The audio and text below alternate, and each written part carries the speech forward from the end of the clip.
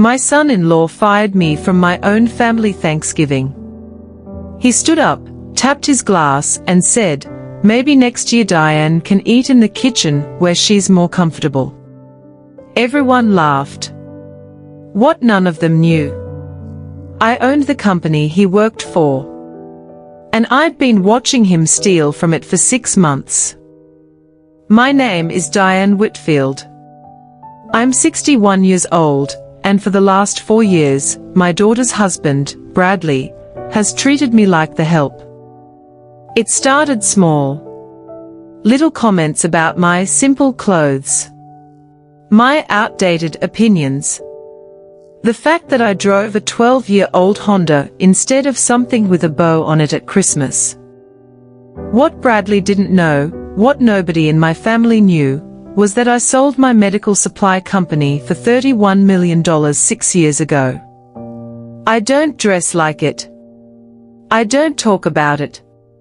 I raised my daughter to value people, not price tags, and somewhere along the way, she married a man who judges exactly that. Bradley worked as a regional operations manager for Halbrook Logistics, a company I quietly bought a controlling stake in 18 months ago. Nobody at that company knows my face. I never show up to headquarters. I own it through a holding company, with my maiden name on the paperwork. Bradley had no idea his mother-in-law, the cleaning lady, as he called me once when he thought I couldn't hear, was about to become the person who decided whether he had a job. The auditors came to me first, not through normal channels.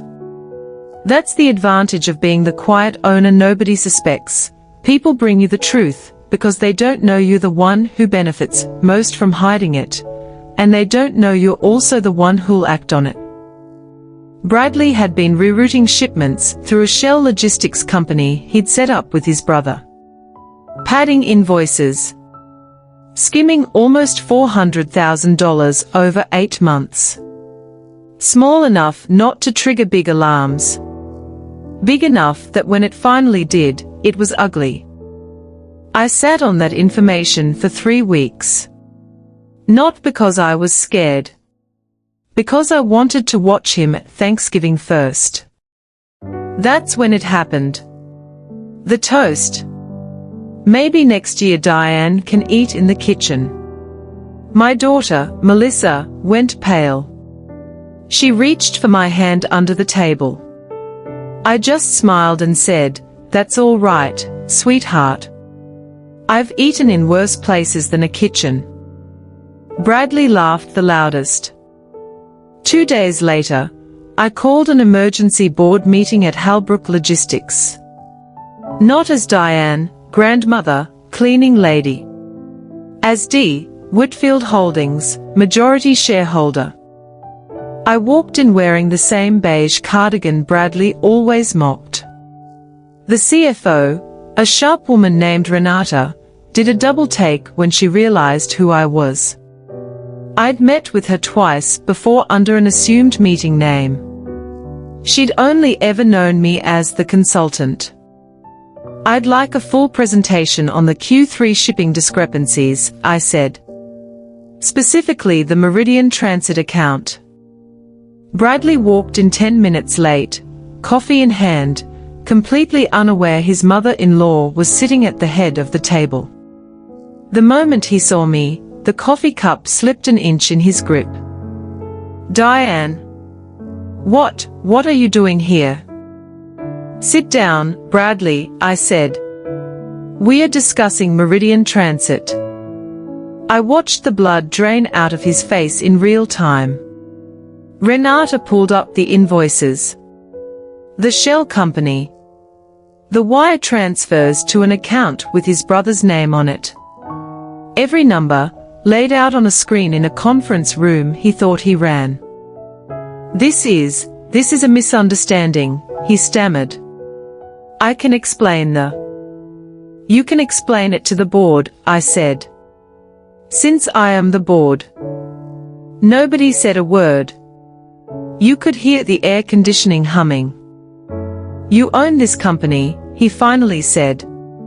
It wasn't a question. It was the sound of a man watching 4 years of condescension collapse in real time. I own 41% of Halbrook Logistics, I said. I built a medical supply company from a card table in my garage into something worth $31 million. I raised your wife. I paid for the wedding you told everyone your parents paid for.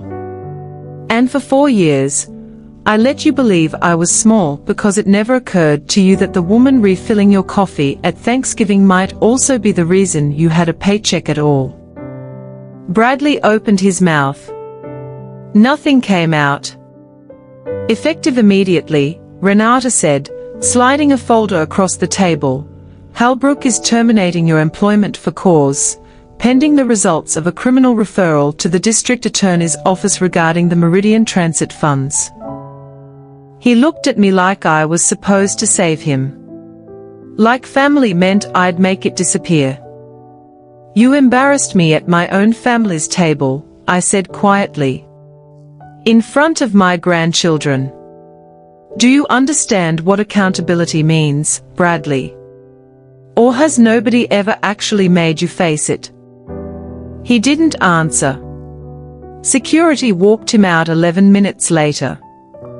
Melissa called me that night, crying, furious, not at me. At herself, for not seeing it sooner. We talked for 2 hours. She's already met with a lawyer. Bradley thought I was a woman who belonged in the kitchen. He never once stopped to ask why the cleaning lady always paid for Christmas. Next week, my own sister tries to get me declared incompetent, to take control of a company she doesn't even know I own. That one's going to hurt more than this one did.